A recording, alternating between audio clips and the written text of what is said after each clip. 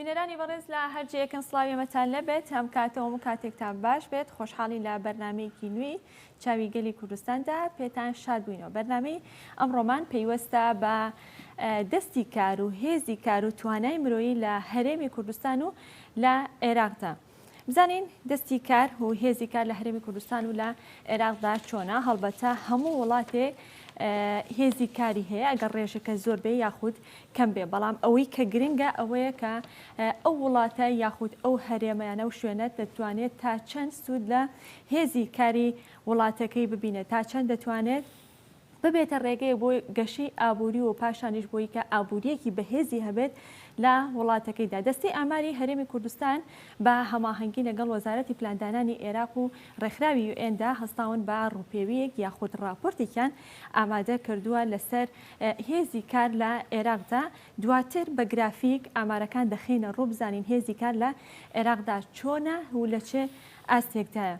لە هەرێمی کوردستان و لە عێراقدا زۆر جار هاوڵاتیان گلەی دەکەن یاخود قسەیەک هەیە بە تایبەت لە نێو گەنجاندا کە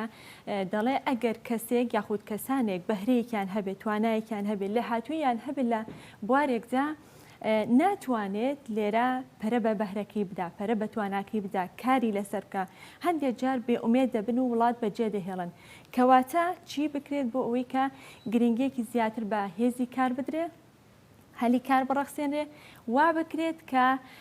گەنجان و بە شێوەیەکی گشتی هێزی کار لەسەر پێی خۆی بۆسێ گرنگێکی زیاتر بەو بابەتە بدرێت لە هەرێمی کوردستان و تەنانەت لەسەر ئاستی عێراقیش. لەسەر ئەم بابەتە گفتوگۆ دەکەین لەگەڵ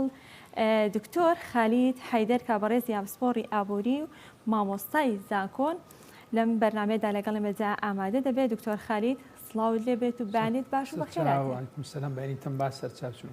زۆر سپاس. میوانی دووەممان بڕیار وایە کە دکتۆر بڕیار ڕەشید کە بەڕێزیان ئەنداو پەرلەمانی عێراقن لە بەرنامەکەدا بەشدار بێ لەگەڵماندا، بەڵام جارێ ئامادە نییە. هەر کات ئامادە بوو ئەو کات گفتوگۆی لەگەڵدا دەکەین و قسە لەسەر بابەتەکان دەکەین. سەرەتا دەچینە گرافیک هەندێک ئامار و زانیاری لەسەر بابەتەکە و لەسەر هێزی کار لە عێراق دەخینە ڕوو. هێزی کار لە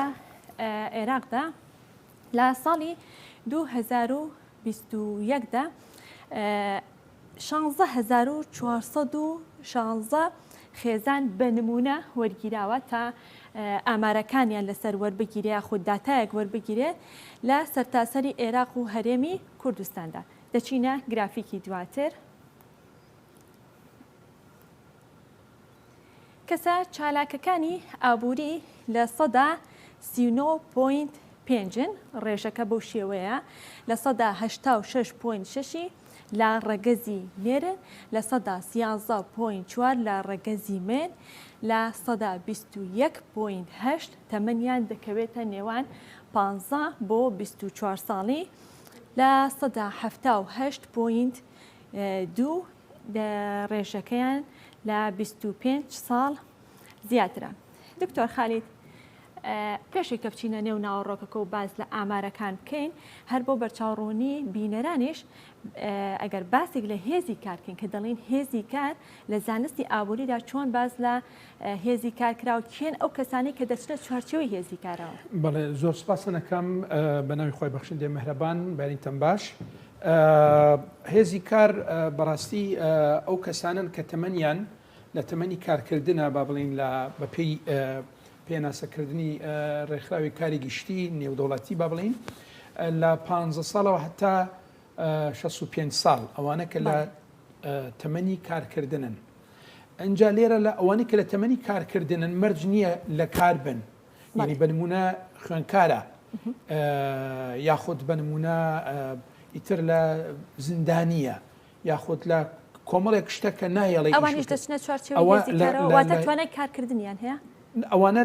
ئەوانن کە ئەو کەسانن کە لە تەمەنی کارکردن بەڵام لە هێزی کار نین، ینی لەناو کارکردنەکە نین، یاخود ئەوانەی کە ئێستا یەکێک لە ئینەکان جەنابتان خەنە ڕوو کە ئەو کەسانی کە چالاکن وەکو لاینی ئابووری، ئەوانە چالاکن وەکو ئابووری ئەتوانن ئیش بکەن و توانایان هەیە و هەندێکیان بە نمونە ئەگەڕێ بۆ کار و لەوانەیە کاری دەست بکەوێت. بۆیە لێرە هێزی کار ئەوانە کە لە 15 بۆ 65، بەڵام لێرە مەرج نییە هەمویان لە کار بن. ئەوانەی کە لە کارکردنن مەرجە لە تەمەنیان لە 15 بۆ 65 ئەوەی سەروی ئەوەیە کە خانشین کراوە بە تەکیدەوە حساب ناکرێت. زۆر باشە. ئەوەش خواروی ئەوەیە ئەوەش حساب ناکرێت بە تەکید. کەمتر لە 15 ساڵ. دکتۆر ئەگەر ئەوانەی کە لە سەر و تەمەنی 65 ساڵان کەوەکو ئاماژت پێدا هێزی کار لە نێوان 15 بۆ 65 ئەوانەی لە سەر و 65 ساڵ لە زانستی ئابوووریە چۆن باس ئەوانەی تر خانشین کراون بەڵام مەرج نییە تۆ بەڕێزت لێرە هین بێت ینی کار نەکات لەوانەی پرۆژێکی خۆی هەبێ و ئیش بکات نەک ئێستا بینین زۆرینەی خەڵک بەهۆی ئەم پێشکەوتنی تەکنۆلۆژیە ئەم بابەتانە زۆر بە ئاسایی بینین کە پرۆژی تایبەتی خۆی هەیە لەوانەیە لە ماڵەوە ئیش و کاروبارین بکات پەیداکردنی پارە و ئەو شتانە هەیە بنمونە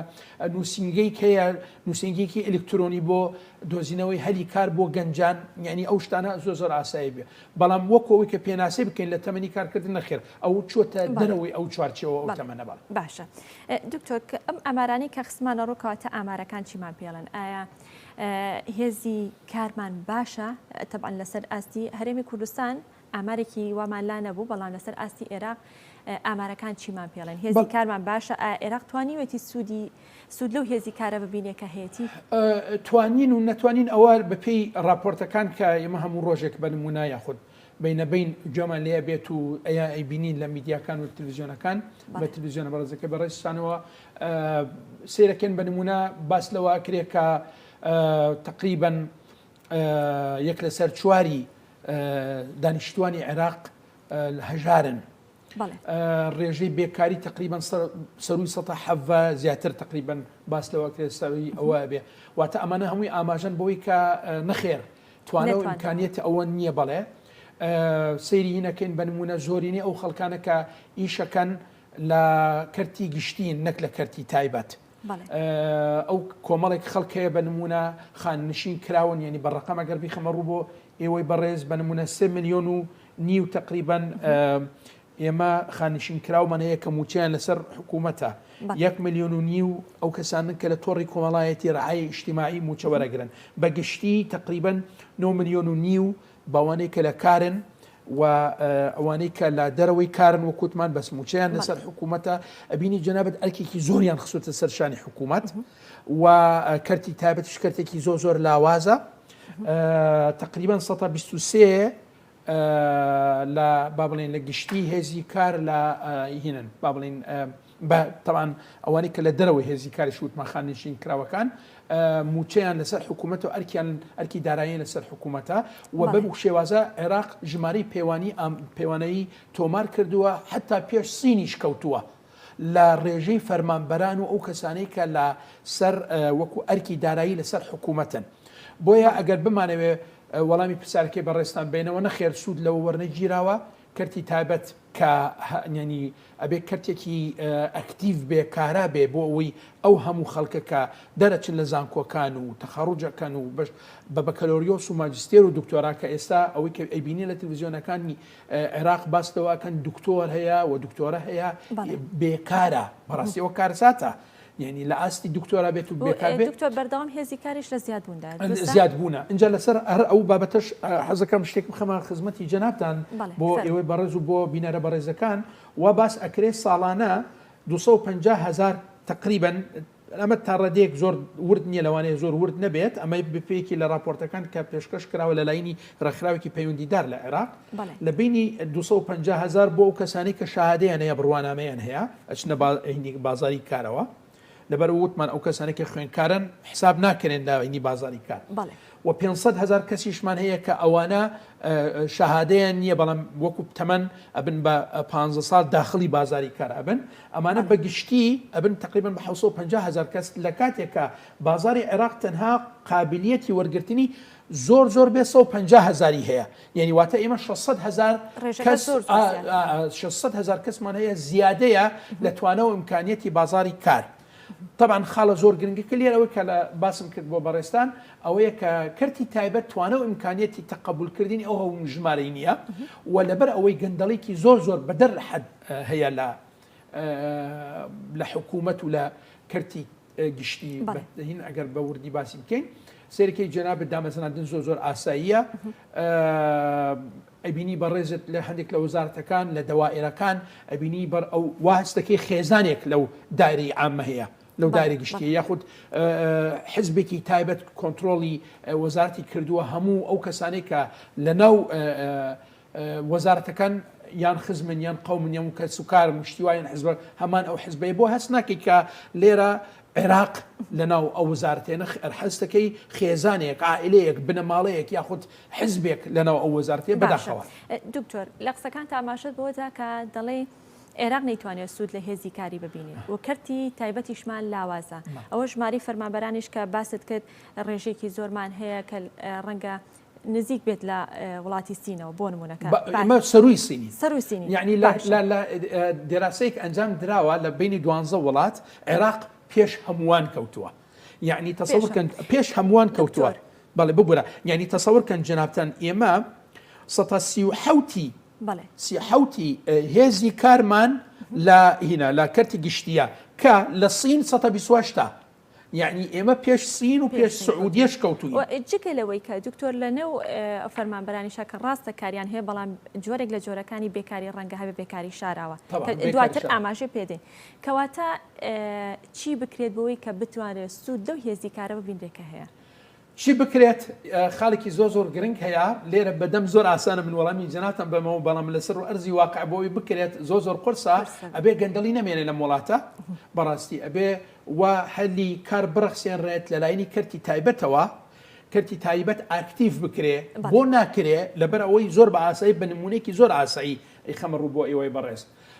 من بێم بە نمونە کارگەیەک دروست بکەم پێویستیم بە چیە پێویستی بە پشتگیریکردنی حکوومەتە کە نەهێڵێ هەمان بابەت هاوردە بکرێت ئەوەی کە من ئەیکەم بە نمونە بۆی بتوانم ئەوەی خۆم ساخ بکەمەوە لە بازار بەڵام لەبەر ئەوەی مەسئولی فلانی ڕێگە ئادات ناهێڵێ من وا سەرکەوتوو بم نەک لەبەر ئەوەی خارد ئەناسێنە لەبەر ئەوەی ئەو پارەیەکی نائاسایی لە ماوەیەکی زۆر کورت تا دەستێکەوێت لە ڕێگە مۆڵەت پێدان کە شت هاوردە بکرێت لە دەرەوە لە ماوەی هەفتەیەک دە ڕۆژ پارەکەی بۆ ئەگەڕێتەوە لەبەر ئەوەی مەسئولێک لەگەڵ بازرگانی کە ڕێککەوتووە ئەو شتە ئێنن و ساق ئەکرێتەوە لە بازار لە ماوەی هەفتەیەک دە ڕۆژ ئەو شتە ساق ئەکرێتەوە مەسئول پارەی خۆی کە خەتە گیرفان لەنێوان دوو کەوەنە بەرتیلەکەیە و بازرگانەکەش لە ماوەی هەفتەیەک دە ڕۆژ سەرمایەکەی خۆی و قازانجەکەی دەسەکەوێت باشە وەرە بەراوردی بکەرەوە بەوەی کە من ئەمێ بکەم وەکو وەبەرهێنێک ئەو پارەیە کە پێمە بیخەمە گەڕ بیخەمە بازار دوای 6 ساڵ 8 ساڵ پارەکەم بۆ ئەگەڕێتەوە باشە بەتەکیید ئەوە ئاساییترە بۆ مەسئولەکە و بۆ بازرگانەکە بۆ خۆشم بۆ جاری دوم کە بیر ئەەکەمەوە ئایا ئەوە بکەم کارگەکە دامەزرێنم یان بچم ڕێک بکەم لەگەڵ کەسێکە تەمان ئەماگەر ترسی خوایتیان نەبێت لە بابەتەکە بەتەکیید بچم ڕێک بکەم لەگەڵ کەسێکە لە ماوەی هەفتەیەک دە ڕۆژ بە بەراوردکردن بە 7 ساڵ یان 10 ساڵ بەتەکیدەوە ئاسانترە بۆیە لێرە ئەڵێم گەندەڵێکە ئەوەیە یەکێک لە بابەتە هەرە گرنگەکان ئەوەیە کە ئەو گەندەڵەیە ڕێگە نادە بە من و جەنابەت و کەسانی تر و گەنجەکان و دەرچوانی ئەندازیاری کشت و کاڵ بچنە سەر کێڵگەکان و زەویەکان بکێڵن و زەراعەت و ئەو شتانە بکەن و بەرهەمەکان لە ناوخۆ بێ دەستی کارەکە ناوخۆیی ئەبێ بێکاری کەمە بێتەوە هاوردەکردن لە دەرەوە خەیار و تەماتە و سێ و پرتقال و شتیوە هاوردە ناکەی جەنابەت لەناو وڵاتێکی خۆ دەبێ بەرهەمی ناوخۆی بەرهەمی ناوخۆی بۆی ئەوە لێکە کە بەتەکید زۆر بە ئاسایی بخێنە چوارچێوەیەکی زۆر زەق و گەورە و دیار کە گەندەڵیەکەی زۆر باشە دەستخۆش دکتۆر بابچینە لای دکتۆر بڕیار ڕەشید کاوەڕێزیان ئەندام پەرلەمانی عێراقن بە شوێکی ڕاستەوخۆ لە ستودیۆکانمان لە سلێمانی و لەگەڵ ئێمە دامادەیە دکتۆر بڕیار سڵاو دەبێت بەیانیت باش سواس بۆ بەشداریکردنی لە بەرنامەکە ئەگەر سەرەتای پرسیارەکانم بۆ بەڕێز لەوە دەست پێ بکەم کە دکتۆر خالید ئاماژەی بەوەدا کە وڵاتی عێراق نەیتوانیوە سوود لە هێزی کاری ببینێت کەرتی تایبەتمان لاوازە لەگەڵەوەشدا ژمارەی فەرمانبەرانمان لە عێراقدا لە سەر و ڕێژەی فەرمانبەرانی وڵاتی سینەوە ئێوە وەکو پەرلەمانتاران یاخود بە شێوەیەکی گشتی پەرلەمانی ئێرە لەم نێوەندەدا چ ڕۆڵێکی هەبوو لەسەر بابەتەکە تا چەند توانیوتانە کاری لەسەر بکەن زۆر سپاس بۆ ئێوەش بەیانی جەنابەت و کاک دکتۆر و بینەرانی خۆشەویستی کەناڵی گەلی کوردستانیش باش بێگومان بەشێکی قسەکانی کاک دکتۆر ئەوەندەی کە گوێم لێبوو زۆر ڕاستە یعنی ئێمە کێشەیەکی زۆری بێبەرنامەییمان هەیە لە مودی ڕابردووە زۆر بە ڕوونی من قسەم لەسەرم بابەتە کردووە لە چەندین ڕاگەندرا و کۆنگری ڕۆژنامەوانیە لە نووسنگی پەرلەمانی عێراقەوە لە قسم لەسەر ڕێژەی بێکاری یان بێبەرنامەیی چ حکومەتی هەرێم و چ حکومەتی عێراق قسەم کردووە. منەمێ نمونەیەک بۆ جنابتان باسکەم لە مودەی ڕابردووە ئێمە کێشەیەکی کردنەوەی خوێنگەکانمان هەبوو بەو نیەتە و بە نیەتی هەم بابەتی با بڵێن گرفتی کار و دۆزینەوەی کار سەردانی قونسوڵێتی سین لە هەولێرم کرد هەم تاوتی و بابەتەمان کرد و بابەتی دووەم کە تاوتیم کرد و با بڵێن مناقەشەمان کرد ئەوە بوو کە ئێمە چۆن بتوانین سوود لە تواناکانی دەوڵەتێکی گەورەی وەکو سین ببینین کە ڕێژی دانیشتوانی لە هەموو عالم لە هەموو وڵاتانی جیهان زیاترە لە هەمان کاتە سیرەکەین اقتصادی ڕۆژ بە ڕۆژ لە گەشایە تەسەورێکرێک لە ماوەی 10 ساڵ بۆ 15 ساڵە لە ڕووی اقتصادەوە بکەوێتە پێش ئەمریکا کە تاکو ئێستا زلهێسترین وڵاتە لە ڕووی اقتصاد و لە کۆمەڵی ڕوانگەی ترەوە لەبەرەوە کە پرسیارەکەم بەو ئاڕاستەیە بوو کە چۆن بتوانین ئەو ئەزمونیان چۆن ئەوان گەشتون بە مەرحەلەیە ئێمە چی بکەین بۆی بکەین بۆ مەرحەلەی ئەوان کۆمەڵێک واقعی پیشان ناین کە بەداخەوە تاکو ئێستا بەردەوام یەکێک لەوانەوەیە کە ئێمە ڕۆژانە بەدەر لەوەی کە کۆمەڵێک زانکۆی حکومیمان هەیە ئەبینین زانکۆی ئەهلی بەردەوامەکرێتەوە ئێمە لەگەڵەوانین کە کەس بۆ نمونە هیچ کەسێک مافی خوێندنی لێزەوت بکرێ بەڵام پێمان وایە بوونی ئەم هەموو زانکۆیە وای لێ کردووە کە بەرهەمێکی زۆری خوێندکاری تەخەڕوژمان هەیە کە دەرفەتی کارکردنیان نییە چونکە بەپێی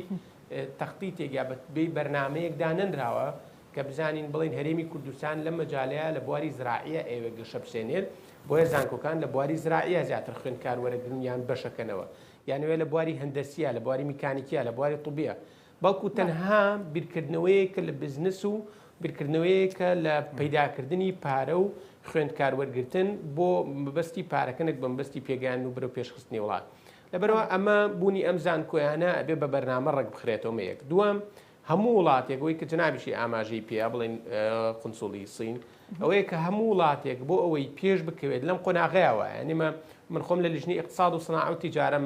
لە پەرلەمانی عێراق و وام واقعەم زۆر بەڕوونی و زیاتری شتە ئاشنا بووم پێوەیە کە هەر وڵاتێکە بێ پێشکەوێت لەم دۆخە ئەبێ استثماری صناعی بکات یعنی دۆخەکە وایە ئەگەر لە بواری زراعەشە ئیش بکات هەر بە مەعامل و مەسانع و با بڵین بە جۆرێک کەرەستەیەک بەکارێنێ کە ئەم کەرەستانە کەرەستەی پێشکەوتون و کەرەستەی کارەباین و کەرەستەن کە پێویستیان بە بڵین لە مەجای چۆنەڵی تاقە شەمسی و لە مەجای ئەوەی کە لە مەسانعی کە بەکارێ بە نەمان شێ لە زراعەشە بەکارێ کەواتە بە ناچاری هەر دەوڵەتێک لەم قۆناغەیە هەر وڵاتێک هەر شارێکە بێ پێشکەوێت دەبێت بە ناچاری پنا بۆ سەناعە بەرێت و بۆی ئێمە بتوانین سەناعەیەکی پێشکەوتومان هەبێ یا بەردەوامان هەبێ پێویستمان بە تاقی کارەبایە لە هەمان کاتە سەرەکی تاقی کارەباکەمان یانی مە جەنابیشیان لەگەڵ مناقەشەم کرد گەشتینەوە خاڵی سفر چونکە ئێمە تاکو ئێستا لە هەرێمی کوردستان و لە عێراقا نەمانتوانیوە کێشەی کارەبا چارەسەرکەین کە نەتوانین کێشەی کارەبا چارەسەرکردن ناتوانین مەصنع و معامل و تەنانەت کەرتی زراعیش وەکو پێویست بڕوە کە ئەمانە وەکو پێویست نەڕوات کەواتە هەلی کارمان نابێت کە هەلی کارمان نابێت و کاتە ناچارین دەسێنە ئەم وردە چارەسارانە کە بەڕای ئێمە چارەسەری ڕیشەی نین بەڵکو چارەسەری ڕووکەشین دامەزرانی چەند کەسێک لێرە حکومەت دەرفەتێکی کارکردن بکاتەوە بۆ 5 کەسیان 10 کەس یا 100 کەس یازە ئەمانە تەنها چۆنەڵی چارەسەرێکی ڕووکەشی یان با بڵێن سمتمەکانە نەک چارەسەری نەخۆشیەکە ئەوەیە کە ئێمە بەرەو بێکاریکی بەردەوامە ڕووین ڕۆژانە و ساڵانە تەخەڕوجێکی زیاتری لە هەموو بەشەکانەوە هەیە لە کولیە طوبیەکان لە هەندەسیەکان لە زراعەکان لە لوغاتەکان بەڵام هیچ بەرنامێکمان نییە و حکومەت جگەلەوەی کە تاکو ئێستا بە حکومەتی عێراق و بە حکومەتی هەرێمی شۆ جگەلەوەی کە ناو بەناوە گەردەرگایەکی دامەزران بکاتەوە ئاڵە ڕووبکەنە کەرتی تایبەت نەهاتۆ دامی کەرتی تایبەت بکە یعنی من وەزیری سناعەمان استیزافە کردبوو بۆ ناو لیژنەی خۆمان لیژنەی سەناع و تیجار و اقتصاد یعنی ئایا دعمی وەزارەتی سناعی عێراقی کە من لەسەر ئاسی عێراق ساکەین چییە بۆ کەسێک مستەثمرێکی بدایی کە بێوێت لە بواری سناعیە بێوێت لە مەجالێکە کار بکات سەرەکەین دعمەکان هەر زۆر کەمن یعنی بەسیترین شێت کە هەمویان بەشێکمان بەشێک لەو برادرانی کە میوانداریمان کردبوون خۆیان خاوەن مەعمەل و مەسانع بوون یاون کێشەی سەرەکی ئێمە کارەبایە بەڵام سەرەکی وحدەی کارەبای زۆر لەسەر گرانە ئەمە ناتوانێت وا بکە کە بەردەوام بێت سەرەکی کێشەی ژینگەکەیە کە بۆی دابین نەکراوە کێشەی ئاوی هەیە کۆمەڵێک کێشەی موادی خامەکەی هەیە کە وەکو پێویست دەعم ناکرێت ئەوانشی کە دەعمەکرێت وەکو کاک دکتۆر وتی زۆر جار بەرلاڕەیەکی گەندەڵیە ئەبرێت بە شێوەیە کە سێرەکەی یەک نمونە بۆ جەناب ببێنمەوە کە سێرەکەی مەعمەلێکیان لە بوارێکی پەیوەندیدار بە مەجای با بڵێن کاشی و ئەوانەوە ئیشی دەکرد بەڵام سێرەکەین هەناردەیەکی زۆری موادێکی هێناوە کە ڕەبتی بۆ نییە بە ناوی موادی ئەوەلی دوایە چێ لە بازار ڕایفرۆشێتەوە ئەمانە هەمووی وای کردووە هەم سیقە نەمێنێ هەم ئەو بێڕقابەیە وای کردووە کە کەیسێکی وا ئەبینرێ قەرارێکە ئیرێ تعمیمێک کرێ بۆ هەموو لایەنەکان و دوای کۆمەڵێک مەسانع و مەعامل و با بڵێن مستەسمر لێی زەرمەندە بن کورت و مختصر تاکو ئێستا بێ بەرنامەیەکی زۆر هەیە ئێمە لە وەزارەت با بڵێن لە پەرلەمان لە هەوڵی ئەوە داین مەشروعێکی قانونیە بە ناوی استثماری صناعی با بڵێن گەشەپێدانی پیشەسازی بۆچی بۆی بتوانین عراق لەم قۆناغەیە جوڵەیەکی پێ بکەین بەرەو ئەوەی کە هەنگاوێکی باش لە کەرتی پیشەسازی چکە کەرتی پیشەسازی بوێژێتەوە واتە بەشێکی سەرەکیەکەی کەرتی تایبەت دەبوژێتەوە و بژانەوەی کەرتی تایبەت واتە ڕەخساندنی هەلیکار ڕەخساندنی هەلیکار واتە کەمبوونەوەی بارگرانی لەسەر حکومت لە هەمان کاتە ئەمانە هەمووی نقطەی پۆزیتیفن بەڵام پێویستیان بە ڕقابەیەکی ورد پێویستیان بە چاودێریکی ورد و پێویستیان بۆیە کە بەرنامەی درێژخایەن هەبێت لە پشتیەوە نەک تەنها لە پێناوی مەساڵح و بەرژەوەندی شخصیان چەند لایەنێک ڕقابەی کە باسێکە پێویستە چۆن بکرێت کێ بیکە ئەوە ئەرکی پەرلەمانە و ئەرکی لیژنەکانە ئێمە لە مودێ ڕابردووە سەردانی بەفرەمان کرد ینی سێرەکەی گەندەڵیەکی ناتەبیعی لەو مەسنەعانە هەیە لە گرێبەستەکانە سێرمان کرد کۆمەڵی خاڵ کە دواتر هەر لەسەر ئەو پێشنیارانی کە ئێمە یامان بە لە پەرلەمان و بەرزمان کردەوە لیژنە دروستکرا لەسەر ئەو بابەتە و بە دوواداچوون کراوە گرێبەستەکان دوای ئەو بە دوواداچوونەی ئێمە سەرۆک وەزیران محەممەد شیع سوودانی قەراریە لەگەڵ لە کۆبنەوەی ئەنجومەنی وەزیرانە کە هەموو وەزیرەکان پێداچوونەوە گرێبەستەکان بکەن چکە سێرەکەی گرێبەستێکە لەسەر حسابی وەزارەتی صناعە کراوە بەڵام لە 105 بۆ وەزارەتی صناعەیە هیچ مەرجێکی نەخستۆ لەسەر ئەو با بڵێن شەریکە ئەهلیانە بەڵام هەموو مەرجەکانی خستۆ سەر وەزارەتی صناعەیانی ئەمانە گەشەپێدانی پیشەسازی نییە بەڵکو ئەمە قۆڕەخکردن و یا با بڵێن ئیسفادەکردن لە وەزارەتی صناعە و بەکارهێنانێتی بۆ بەرژەوەندی شەخصی و بۆ بەرژەوەندی لایەنێکیان چەند لایەنێک لە بەغدایە ئەم گەندەڵیە زۆر بە ڕوونیە بینین یەکێکی تر لەو نقطانە ئێمە کە بەلامانەوە سیر بوو ینی سەردانی مدیری معمەلی ئاسن و پۆڵای هەمان شێوە بەفرەمان کرد سێرەکەی ئەڵێ بە کتابێک وەزیر چەند وەزیری پێشووی صناعە چەند جارێک خاوی کردوینێتەوە لەوەی کە مامەڵەیەکە بۆ بیکەین کە لە کاتێکەوە مامەڵە خێرێکی گەورەی هەبوو نزیکی 600 ملیۆن دلارێک بۆ عراقی هەبوو بەڵام بە چەندین کتاب خاوی کردوتۆ نەهێشتە کارەکە ڕووبات تا دوجار ئەو موادە خاوەی والێ کردو بە کتابێکی کە خۆی وەریگرتوتەوە فرۆشتوێتی بە ڕێگەیەکی ناشەرعی بێگومان ئەمانە هەمووی بزەرەرن لە کەرتی تایبەت واکات کەرتی تایبەت کەوێتە ژێرگومانەوە کە ئەمانش کەوت نەژێرگومانەوە ئەو کاتە سێرەکەی دەعمەکەی نامێنێت کە دەعمەکەشی نامێنێ بیر لەواکەنەوە تەنها چارەسەری ڕووکەشی بکەین و بڵێن چەند کەسێک لە بزنسێکی سمۆڵ بزنسێکە دابنرێت و یان چەند کەسێک حکومەت دای مەزرێنێت و کامانە ڕاستیە ئەمانە چارەسەر نین بۆ گەنج و بۆ ئەوانی کە تەخەڕوجەکەن یان ئەوانشی کە تەخەڕوج ناکەن و شادێکی دیاریکراوە لەگەڵماندا بمێنەرەوە دەچینە لای هەندێک گرافیکی تر ئامار و زانیاری دەخینە ڕوو دواتر قسەی لەسەر دەکەین. هێزی کار بەپێی ڕەگەزەکان و ئارەزویان بۆ سێکتەرەکان ڕەگەزی مێز زیاتر حەزیان لە چ جۆرە کارێکە. لە 175.1 خانمان زیاتر حەزیان لە سێکتەری خزمەتگوزاریە کە کاری تێدا بکەن، لە 114.4 بۆ کەرتی کشتوکاڵ، لە 111.7 بۆ کەرتی پیشەسازی. دەچینە گرافیکی دواتر. ڕەگەزی نێر زیاتر حەزیان لە چ جۆرە کارێکە، لە 162.2 ئارەزوی کارکردن دەکەن لە بواری سێکتەری بڵێ خزمەت گوزاریە بە شێوەیەکی گشتی بۆ سێکتەری پیشەسازی لە 27.8 کشتتوکاڵ لە 7.8. دکتۆر خالید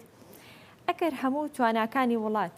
بخرێتە خزمەتی چەند سێکتەرێکەوە سێکتەرێک دوانسییان هەروەکۆی کە ئێستا لە گرافیکەکەدا ئاماژەمان پێدا ئەوە دەتوانێت کاریگەری هەبێت لەسەر هێزی کار و تەنانەت لەسەر گەشەی ئابووری وڵات؟ بەڵێ بەتەکید چونورخانیانی ئێمە نمونێکی زۆر ئاساییمان هەیە ئەوەی کە لە ئیمارات ئەگوزەرە بینین زۆر بە ئاسایی کە ینی ئەو وڵاتە توانوێتی زۆر بە لە ئاستێکی زۆر سەرکەوتوو توانوێتی داهاتی نەوتەکە بەکاربێنێ بۆ پێشخستنی کەرتی خەدەمات بۆ پێشخستنی کەرتی گەشت و گوزار کە بەشێکەن ینی لە ئابووری ئەو وڵاتە وای لێ هاتووە کە ئەو وڵاتە ببێتە وڵاتێکی سەرنجڕاکێش بۆ هەموو گەشتیارانی جیهان ینی سەرەکەی جەنابەت ئەمریکیەکان و ئۆروپیەکان و خەڵکانی وڵاتانی تر و کشوارەکانی تر دێن بۆ ئیمارات بۆ ئەو شوێنەی کە پێشتر پیاوترا بیابان بەڵام ئێستا بۆتە بازاری ڕۆژهڵاتی ناوڕاست و بۆتە شوێنێک ینی سەرنجی خەڵکڕاکێشێ بۆ دیمەنە جوانەکان و ئیتر بنا جمو جۆڵێکی بینا هەیەەوە ئیتر کۆمەڵکشت هەیە کە وای لێ کردووە توانوێتی ئیسیفادە لێ بکات لێرە واتە پێشبەستن بەم ڕاستی ئەم حەقیقەتە هەیە ئەبێ عێراق زیاتر پێش بکەوێت لەبەرەوەی عێراق کەش و هەوایەکی زۆر گونجاوی هەیە کۆمەڵێک شوێنی سیاحی هەیە سیاحی گەشتنی با بڵین گەشت و گوزاری با بڵین سروشتی هەیە ئاینی هەیە ئەوەنە هەموو والێکە کە زۆر پێش بکەوێت جەنابی دکتۆر کە بەڕێزیان ئاماژەیاندا بە ئەوەی کە خەریکی یاسایکی تایبەتن بە سناعی من دەستخۆشی لە بەڕێزیانەکەم و لەو بەڕێزانە کە لەناو پرۆسەکان فعلەن عێراق پێویستی بەوەیە بەڵام لەگەڵ ئەوەشە هەر بەڕێزان خۆیان ئەبێ ینی وا سنووریەکدا بنن بۆ ینی مەبەسمە کولانی قانونی ئەوانە دا بنرێت بۆ ئەو کەسانی کە لە دەروەوەی چوارچەوەی ئەم یاسایە ئیش ئەەکەن ینی بازرگانی ئەەکەن شت ئەیهێنن لەو بواری کە ئیسtismار و بەرهێنانی پیشەسازی ئەکرێت وەکو لە سەرەتا لە خزمەتی جەنابتان ڕوونم کردەوەتم ینی بەنمونە من خەریکی بەرهێنانی ئەم قەڵەمە بم بەڵام کە لە پرۆسی بەرهێنانە ئەوانم بیخەمە بازار سێرەکەی جەنابەت بازرگانێک بە مەلایینی لەم قەڵامانە و پاکەتی لەم قەڵەمانە ئێنێت و خاتە بازار من منافسەی ئەو قەڵەمم پێ ناکرێ بەڕاستی وەکو لاینی کوواڵەتیەکە وەکو لاینی ینی با بڵین جۆرەکەی و لە هەمان کات بڕەکەش کە ئەخرێتە بازار ئایا معنای ئەوەیە کە ئێمە ڕێگە بدەین بە شتی خراپ بخرێتە بازار نەخێر هەر ئەو یاسەیە کە جەنابی دکتۆر بڕیار ئاماژێ پێەیە بەڕێزیان بە تەکید لێرە کوواڵەتی بابەتەکانەکان هەمووی بە پێستەندەری نێودەوڵەتی تهدید ئەکرێت بەڵام بمانەوێ نەمانەوێ ئێمە ناچینە ئاستی ئەو وڵاتە پێشکەوتوانەی کە دەمێکە لەو بابەتە ئیشەکان نەک بەس لە بواری بنمونە قەرتاسێ و قەڵەم و لە هەموو بوارەکانی لە بواری گرنگترین بواری خواردەمەنیە پیشەسازی خواردەمەنی کە بەڕێزیان ئاماژەشەم بە ئەوەدا کە ئێمە لێرە بمانەوێ هاوردەکردن کەم ببێتەوە ئەبێ گرنگی بدەین بە بوارە و لە بواری خەدەمە لە بواری کشت و کاڵیش گرنگی بدەین بە بوارە بە ڕێگەدان بەوەی کە کەرتی تایبەت لە بواری کشت و کاڵ ئیش بکات و بێتە پێشەوە نەک بابەتەکە بخرێتە ئەستۆ و سەرشانی حکوومەت لێرە والیەکە کە ئێمە بتوانین منافسەی وردە منافسەی خۆراک جۆری خۆراکی ئێرانی بکەین تورکی بکەین وڵاتانی تر بکەین و نەیڵێن ئەوەنە هاوردە بکرێت گوناحە ئێمە لە سەروەت و سامانێکی سروشتی کە نەوتە کە لە ماوەی داهاتوو داوازانەکان ئاڵێن ینی لەوانەیە تەواو ببێت ئەو داهاتە بەکاری بێنین تەنها بۆ موچە ندرێت بە بواری وەبەرهێنان ئیتر لە پیشەسازی بێ لە کشت و کاڵ بێ لە بواری خەدەماتی بنمونە خەدەمات بێ بەگشتی لە بواری گەشت و گوزار بێت گوناح ئەگەر ئەوە ئەم بابەتە نەکەین بۆ لەبەر ئەوەی ڕۆژە کە هاتینە سەرەوەی کە نەوتەواو بێت ئیتر عێراق ئەبێ ئیش و کاروباری هەمووی ئەوە بێ کە قەرز بکە لە وڵاتانی باشە دکتۆر لە هەر یەک لەم خاڵانەیە کە ئاماژت پێدا لە گەشتەسەندن یا لە پێشکەوتن لە هەر یەک لەم سێکتەرانە بەهای دراو هیچ ڕۆڵێکی هەیە لەم نێوەندەیە بەهای دراو بەرز بێ یاخود نزم بێ کاریگەریە بێت لەسەر هێزی کا لەسەر گەشەی ئابووری لەسەرەوەی کە ئابووریەکی بەهێزە بێ وڵاتەکە بەڵێ زۆر بە ئاسایی تۆ جەنابەت لە دەرەوە دێیت دۆلارت فێە لەکوێ دۆلارەکە 1 دیناری عێراقی بکات واتە تۆ جەنابەت دێیت بنمونە ئەم کوبە یاخود ئەم قەڵەمە یاخود ئەم عینەکە ئەکڕی $1 $1 دی بە 1 دینارە 1 دلار دێ بە کڕینی ئەوە بەڵام ئەگەر دینارەکەی عێراقی بەهێز بێت ئەو کاتە بنمونە وەکو جاران 1 دلار 1 دینار ببوورن 1 دینار بە 3 دلار و پوینت شتێک بوو ئەو کاتە ئەبێ بەڕێزت 3 دلار بدەیت لە جاتی 1 دلار 3 دلار دێ بۆ کڕینی ئەم کوپی ئاوە بنمونە واتە لێرە چی لێ هات لێرەوە لێ هات کە تۆ بەڕێزت پێویستی بە پارێکی زیاترە بۆ کڕینی هەمان بابەت باشە بە پێچەوانە 1 دلاری ئەمریکی ئێستا تقریبا 1500 ئەوەندە عێراقیە واتە تۆ جەنابەت بە 1 دلار ئەتوانی ئەگەر شتێک لە عێراق بفرۆشتێت بە دینار گریمان ئەتوانی جەنابەت بەو 1 دلار 1500 دانە لەو شتە بکڕی واتە لێر طبعا لێرە کەی ئەم بابەتە گونجاوە بێ کاتێک کە وڵاتەکەمان توانای و ئیمکانیەتی بەرهەمهێنانی هەبێ کە خەڵک لە دەرەوەی وڵاتیەت داوای بەرهەمی عێراقی ئەکا بتوانین شت بخینە بازار بتوانین تقبلی ئەوە بکەین کە شتی زۆر بخینە بازار و کڕیاری گەشتیاری بیانی کە دێت بۆ عێراق بتوانێت ئەو شتانە کە داوای کرد بوونی هەبێت ئەو بابەتانە لەو کاتە ئەبێ بەڵام ئێستا ئەم دقەیە پێچەوانەی ئەوەی کە ئەمانەوێ یاخود باس لە گەشەکردن و پەرەپێدانەکە پێچەوانەیە بۆ لێرە ئێمە وڵاتەکەمان زۆرینی شتەکان هاوردەکە لە دەرەوە بە دۆلار ئەو بابەتی کە بە 1 دلارە من ئەبێ جەنابەت ئەبێ 1500 دینار بدەین بۆ کڕینی ئەو یەک بابەتە بۆ لەبەرەوەی مەتوانەی بەرهەمهێنانی ناوخۆیمان نییە وەمان لێەکە بابەتەکە من و جەنابەت و بەڕێزانی تر کە داهاتمان سنووردارە تا ڕادەیەک جێگیرە و نرخ هەر لە زیاد بوونە نتوانین بە ئاسایی بژین و مستەوەیەکی معیشەت و بژێویکی ژیانی گونجا بۆ خۆمان دابین بکەین. باشە با بچینە لای دکتۆر بڕیار. دکتۆر بڕیار هەڵبەت ساڵانە توێژینەوە دەکرێت راپۆرت ئەنجام دەدرێت ئەم ئامارانە ساڵانە دەخرێتە ڕوو ئایا هیچ کاتێک یاخود ناوبەناو ئەم ئامارانە دەبرێتە نێو ئەنجومەنی نوێنەرانی عێراقەوە بۆی کە مناقەشەی لەسەر بکرێت و کاری لەسەر بکرێت؟ بێگومان ینی ئێمە بەشێک لەو بابەتانی کە پێ ئەوترێت ینی قڕای ئەوەل بۆ هەر قانونێکە کرێت باڵی خوێندنەوەی یەکەم دوای ئەوە وەرکشۆپێکە کرێت و ئەوانی کەسانی شارەزایان داتای تازەدرین داتایان ئامارانی کە لە بەردەستمانە بێ هی ڕابردوو هی تازەمانە هەمووی بەکارەهێنرێت بۆ ئەوەی پشتبەست بۆ بتوانین قانونێک دەربکرێت کە لە بەرژەوەندیە لە مەسلحەتی عامی هەم هاوڵاتیان بێت و هەم شتێکش بێت لە ئەستۆی حکومت لەسەر بارگرانی نەبێت لەسەر حکومت چونکە ئەوەی هەر بابەتێکە جانبێکی دارایی تیابێت زۆر جار بە قورسی تێ ئەپەڕێت چکە ما بە تاوتوێ لەگەڵ حکومەت مناقەشەیەکی لەگەڵا بکرێت بەڵام ئەوەی کە گرنگە بڵێ ئەو داتانە زۆر جار مناقەشە و پشتی پێ ئەبەسترێت بەڵام هەنگاوە کردارەکانە کە ئێمە کێشەمان هەبووە لەگەڵیا زۆر جار بابەتەکان بە قانون هەیە بەڵام وەکو پێویست جێبەجێ ناکرێت لە مۆزوعی پەرەپێدانە یان ئێمە وەکو کاک دکتۆریش ئاماژەی پێکرد وەکو جنابیش ئاماژەت پێکرد کە ئێمە مەفروزە فۆکس بخین بزانین بەرنامەمان چی ئەبێت لە داهاتووە بۆ کەرتی تایبەت و بۆی وا بکەین هەم کەرتی تایبەت بەهێز بێ واتە اقتصادمان بەهێز بێ لە هەمان کاتیشا وا بکەین کە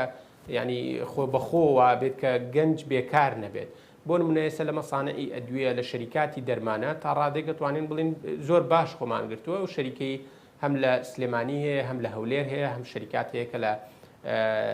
وەسەط و جنوبی عێراق هەیە وای کردووە ئێمە لە ڕووی ئەگەر هەموو جۆرە دەرمانێکشی نەبێ بەڵام و دەرمانانەی هەیەی سعر و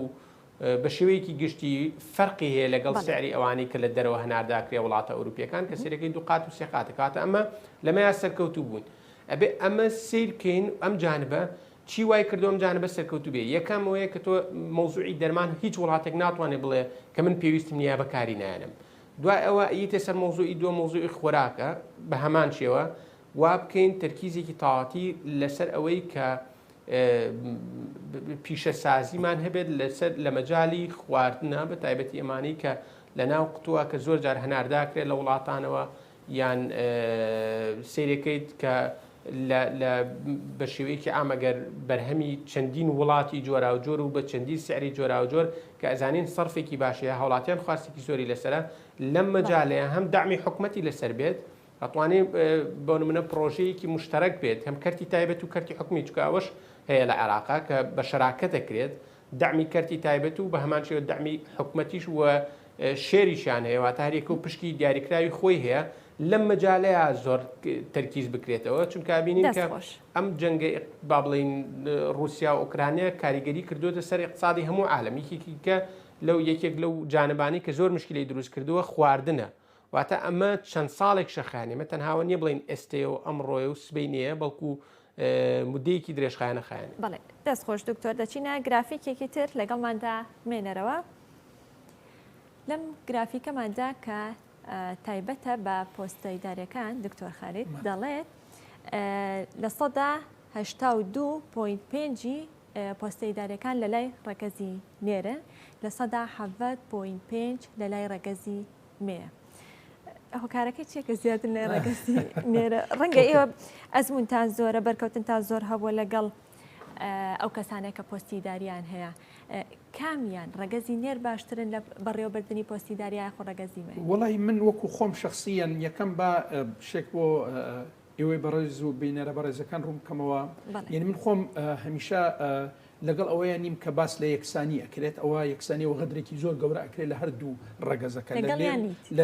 بە هیچ شێوەیەک لەگەڵ یانیم وە دوژی ئەوەم بەڕاستی لەبەر ئەوەی ڕەگەزی نێر و مێ هەر کەسێک بەپێی توانا و ئیمکانیەت و لێهاتووی خۆی ئەبێ بچێتە پێشەوە بۆی لێرە ئەوەی کە ئێستا جەنابتان خستانە ڕوو ئەوە نەعەدالەتی تایە یعنی ئەبێ ڕێگە بدرێت بە خانمان فعلن وەکو توانە و ئیمکانیەتی ئیداری بێنە پێشەوە تاقی بکرێنەوە بنمونە لەگەڵ براکانیان بنمونە لە پیاوان لە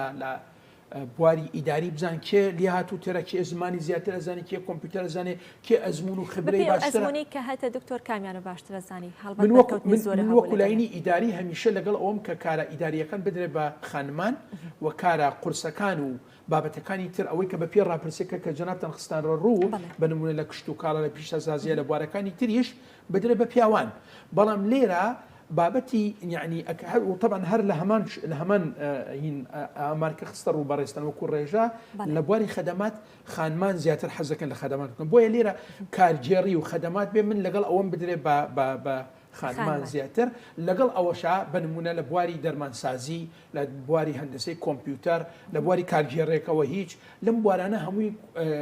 لە بواری پزیشکی طبی ئەمانە زۆر ئاساییە کە خانمان پێش بکەون بەڵام لە بوارەکانی تر نەخێر بەپێی عەدالەت بێ پیاوان بێنە پێشەوە و بەتەکیدەوە لە جگە لە توانە و ئیمکانیەتی جەسەدی کۆمەڵێک شت هەیە کە لێ هاتووی لە بوارەکان لەو بارانە زیاترە بۆیە من لەگەڵ یەکسانیە نیم بە هیچ شێوە لەگەڵ یانیت باشە دکتۆر دەچینە لای چەند گرافیکێکی تر با هەندێک ئامار و زانیاری تر بخەینە ڕوو دواتر قسەی لەسەرەکەی کاریگەری کاری ناقص واتە پیشەیە کە پسپۆڕێکی خۆت نییە لە 173.1 لە لای ڕەگەزی نێرە لە 126.9 لە لای ڕەگەزی مەیە دەچینە گرافیکی دواتر کە باز لە بێکاری دەکات لە عێراقدا لە 116.5 بێکاریە بەڵام لەو ڕێژەیە لە 14.2 لە لای ڕەگەزی نێرە واتە لەو ڕێژەیە ڕەگەزی نێر لە 14.2 بێکارن بەڵام بێکاری لە نێو ڕەگەزی مێدا لە 128.2 دکتۆر خالید لێرەدا کە دەڵێت بێکاری هەڵبەت بە شێوەیەکی گشتی دەڵێت بێکاری بەڵام بێکاری چەند جۆرێکی هەیە پێتان وایە لە ئەوەی کە ئێستا لە کوردستان و لە عێراقدا هەیە زیاتر کام جۆری بێکاری هەیە بەڵێ خۆی ئەوەی کە بەڕاستی بێکاری بە گشتی ئێمە گەر پێناسی بکەین وەکو لە سەرەتاشە باسی کارکردنەوەمان کرد بێکاری و کەسانە کە لە تەمەنی 15 بۆ 65 ساڵە توانە و ئیمکانیەتی کارکردنیان هەیە ئەگەڕن بۆ کار بەڵام کاریان دەست ناکەوێت لێرە بێکارێکی ئیجباری پێوترێ زۆر ملێن ینی نەکردی تابەت نەکردی گشتی ئەتوانن هەل بڕەخسێنن بۆ کارکردن بێکاری ئیجباریە ئەوەی کە فەرموتان جەنابتان کارکردنی کەمتر لە ئاسی خۆیان خۆ ئەوەی کە پێوترێ ئەعمال ناقصە ئەوەی کە جەنابتان ئاماژەتان پێداوەین بوو یعنی لە ئەو کەسانن کە لە 35 سعات کەمتر ئیشەکەن واتە هەموو ڕۆژێک 7 ساعات لە 5 ڕۆژ لە هەفتە 35 ساعت کەمتر ئیشەکەن ئەوە پیانەوەترە ئەمانە ناقصە یاخود ئەگەڕن بۆ کارێکی تر بۆ ئەوەی پێداویستەکانی ژیانی خۆیان بە پێداهاتەکە پڕ بکەنەوە بۆیە لێرە تەسەورەکەم ئەو بابەتە زۆر بێ و لە هەمان کات حەزەکەم شتێک بخەمەوە ڕوو لە خزمەتی جەنابتان ئێمە لە ساڵی 2011 بوو تقریبا 2011 بوو بە توێژینەوەی کەم کرد لەگەڵ ڕێکخراوی کیدۆ بە سەرپەرشتی بەڕێز مامۆستا حوسام و کاتە بۆمان دەرکەوت کە لە دەوائری خەدەمی لە هەرێمی کوردستان بەگشت لە سلێمانی بە تایبەت لە 600 بێکاری شارەوە هەیە. یعنی واتە بێکاری شارەوە، یعنی تۆ جەنابەت لەم ژوورە پێویستی بە یەک کەسە 6 کەسیان 7 کەسی تایە. واتە لێرە حکوومەت موچەی 6 کەس ئەدایان 7 کەس ئەدا لە بری و کە موچەیە کەس بدات. ئەوانە موچەخۆرن و موظفن دامەزراوە با بڵێن فەرمانبەرە بەڵام ئیشکەر نییە. اینجا جگە لە ئەوە شتێک هەیە، ئەوەش حەزەکەم خەمەڕوو بۆ ئەوەی بەڕێز لا یەکێک لە عینەکان لە با بڵێن ڕێکخراوەکان کە باسی ئیشکردنی فەرمانبەرە کە لە عێراق ئەڵێ فەرمانبەر لە 7 ساعتەکە تەنها 7 دقە ئیشەکە. 7 دقە ئیشەکە تەسەورکەن جەنابتان وایە لێرە ئەمە واتە لێرە ئەمە کاریساتە بۆ لەبەرەوەی تۆ بەڕێزت موچەی 6 کەسەدەی زیادەیە بێکاری شارەوەی کە لە هەمان کات ئەو توێژنەوەمان کردووە دوای تازەمان کردەوە ئەپدەیتمان کردەوە لە 2014 تقریبا گەشتنە هەمان ئەنجام واتە هەر لە بواری خەدەمات هەر ئەو ڕێژەیە تقریبا ئەوە بوو. لێرە ئەوەیە کە وەکوتم قۆسایەکە کەوتە سەر شانی حکوومەت و کەرتی تایبەت ناتوێتە پێشەوە لەبەرەوەی کەرتی تایبەت جەنابەت خاوەن کۆمپانیابی قبول ناکەی کەسێک ئیش نەکات و دامەزرا بێ لە کۆمپانیەکەات بۆیە ئەو کەسانەی کە زیادەن ئەبێ دەربکرێن بەڕاستی ئەوە حقیقەتەکە جگە لە ئەوە لە هەمان کات وەکو عەرزی جەنابتان کرد ئەگەر دەریش بکرێن دکتۆر جارێکی تر ئەگەڕێتەوە بەتەکید لە هەمان کات لە هەندێک دەوایرەکانی تر لە هەرێمی کوردستان بەتابەت لە خەدەمیەکان نەقسمان هەبوو کورتێنانمان هەبوو لە ستافەکان واتە لەو کاتە پێشنیاری ئەوە کرا لە توێژینەوەکە کە ئەوانەی کە زیادەن ڕاژەکەیان بگوازرێتەوە بۆ ئەو شوێنانەی تەمەن لەگەڵ ڕەچاوکردنی پسپۆری وردی و کەسانە بۆ ئەو شوێنانەی کە زیادیان هەیە بۆ ئەو شوێنەی کە کورتێنانیان هەیە. دکتۆر بڕیار جیاواز لە تەوەری بەرنامەکە دەمەوێت لەسەر ناردنی 400 ملیار دینارەکە لەلایەن حکوومەتی فیدراالیەوە پرسیار بکەم کە ئایا تا چەند بەرهەمی ڕێکەوتنی پێکێنانی حکوومەتی نوێی عێراق و کۆبوونەوەی سەرکردەکانی هاوپەیمانی ئیدارەی دەوڵەت بوو لە ماڵی مام لە بەغداد؟ بەڵێ ڕاستێکی ئەو بابەتە دوێنێ قسەمان لەسەر کرد و ئەمە زۆر بەڕوونی دیارە کە بەرهەمی چی ینی بەداخەوە ئێمە زۆرێک لە لایەنەکان یانیمە ئەم کێشەیەمان هەیە بە عام لە بەغدا کە کارێکەکەین سێرێکیڵێ سەرکەوتن خاوەنی زۆرە لە زۆر ڕوانگەوە ئەمە بە فعلیە بینین کاتێک کارێک هەر کارێک ئەنجامین کە بەرهەمێکی بێت هەموو کەس خۆی دەکا بخاوەنی بەڵام کێشە و واقعەکە چیە لەمەیە لە مودێ ڕابردووە من لە زۆربەی کەناڵەکان ئاماژەم بۆیە کە ئەو کۆبوونەوەی لە ماڵی جنابی مام جەلال کرا بە حزوری هەموو سەرکردە سیاسیەکان واتە ڕئیسی حیزبەکان ڕئیسی حکومەت ڕئیسی پەرلەمان و وەکوتم هەموو ئەو کەسانی کە لە عێراقا کاریگەریان هەیە لەو کۆبوونەوە لە ماڵی جنابی مام جەلال ئامادە بوون و لەوێشەوە قەرار درا کە کۆبوونەوەکان درێژەیان هەبێت واتە ئەم کۆبوونەوانە دەوران بێت لە هەرجاری و لە شوێنێ بکرێت هەر لەو کۆبوونەوە دووسێ قەرار هەیە کە زۆر گرنگ بوو یەکێک لەوانە کە من تەنها مەوزوعەکە و قەرارە نیە کاراکردنەوەی مادەی 140 لیژنەی مادەی 140 ئەمە تەنها بریتی نیە لە کاراکردنەوەی لیژنەی مادەی 140 بەڵکو بریتیە لە گەڕانەوە بۆ دەستوری عێراق واتە گەڕانەوە بۆ هەماهەنگی حکوومەتی هەرێم و حکوومەتی عێراقی واتە پاڵپشتیکردنی یەکتر نەک دژایەتیکردنی یەکتر باشە لەم ڕوانگەیەوە لەسەر کۆمەڵی نقاتی کەش لە مودەی ڕابردووە کە لەسەر کردکووانە هەم ڕێککەوتن یا قسە کراوە و لە داهاتووشا قسە کرێت ئەم 400 ملیۆنە یواتە 200 ملیۆنی 11 بەرهەمی ئەم دانیشتنەی ماڵی جنابی مام جەلال بووە بە حزوری هەموو لایەنەکان بە حزوری جنابی کاک بافڵ ئەمە بەداخەوە ینی شتێک نییە قسەی لەسەر بکرێت کە بڵێن بەرهەمی کێ یا کێ هانیدایەک هەوڵی کێ بووە هەوڵێک بۆ لە پێناوی یەکەمیان هاوڵاتیانی کوردستان موچەخۆرانی کوردستان دومیش لە پێناوی با بڵێن ساردکردنەوەی یا ڕێککەوتنێکی درێژخایانی نێوان عێراق و هەرێمی کوردستان کە بتوانێت لە داهاتووە لە کێشەکان یان لە گرفتەکان لانی کە مەگەر با بڵێن پاڵپشتیشمان نەبێت دژمان نەبێت چکە ئێمە لە مودەی ڕابردەوە سیاسەتی لە هەرێمی کوردستان پەیڕەوکرا سیاسەتی لەلایەن حکوومەتی هەرێم و پەیڕەوکرا پشتکردنە بەغدا هاوڵاتیانی هەرێمی کوردستان و موچەخۆران و با بڵێن بە شێوەیەکی گشتی مامۆستایان و کارمەندان و هەموو چین و توێژەکان بوونە قوربانی. ئێستا سیاسەتی نوێ ئەوەیەکی کێتی نیشتیمانی جێبەجێەکە ئەوەیە کە لە ماڵی مام جەلال سەرکرا قوبات تاڵەبانی ئەو چ ڕۆڵێکیان هەبووە لە ڕێکەوتن و لە تێگەشتنی نێوان هەرێم و ناوەن لەسەر دۆسیی پشکی هەرێم. ببوورە ئەگەر پرسیارەکە دووبارە بکەیتەوە. تیمی یەکێتی لە حکوومەتی هەرێم بە سەرۆکاتی قوبات تاڵەبانی ئەوان چ ڕۆڵێکیان هەبووە لە ڕێکەوتن و لێک تێگەشتنی نێوان هەرێم و ناوەن لەسەر دۆسیی پشکی هەرێم. بێگومان ینی بۆی زۆر ڕوون بێ لای هاوڵاتیان ینی ئێمە هەموو جارێ ئەبێ ئاماژە بە هەنگاو بە هەنگاو بینەوە بووی لە واقعەکە چکە واقع وا شێوێنرێ بە داخۆلای کەناڵەکانی ڕاگەاندنەوە ئەو نەک کەناڵی ڕاگەاندن و پیجی سێبەر و فەیک میدیا بڵاو بۆتەوە کە زۆر جار واقعەکە لە هاوڵاتیان ئەشێوێنرێت. مۆزوعی بودجە موچەی هاوڵاتیان لە بەغدادەوە ئەم بەدەست پێشخەری لە سەرەتاوە یەکێتی نیشتیمانی کوردستان خودی جنابی کاقوبات لەو قۆناغی مدەی ڕابردوو کە زیاد لە چەندین سەردانێ کرد زۆر جار لایەنەکان کە یانویست جۆرە لە جۆرەکان تعلیق من کە ئەمانە بەرهەمی نابێ بەڵام کە بەرهەمی بوو بە هەمان شێوە هەمووی خۆی کرد بە خاوەنی. ئێستش بە هەمان شێوە ئەو مێنتاڵەتی کارکردن لەگەڵ بەغدایە و هەماهەنگی و